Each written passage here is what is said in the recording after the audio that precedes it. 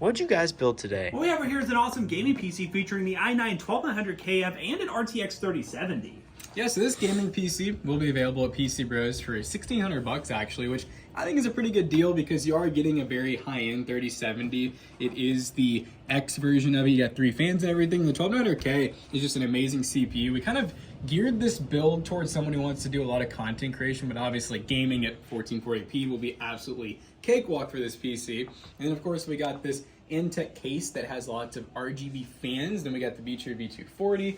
But to go over some of the other specs, we have the MSI Z690P, and that is DDR4. We do have the WD Blue SN550 1TB NVMe.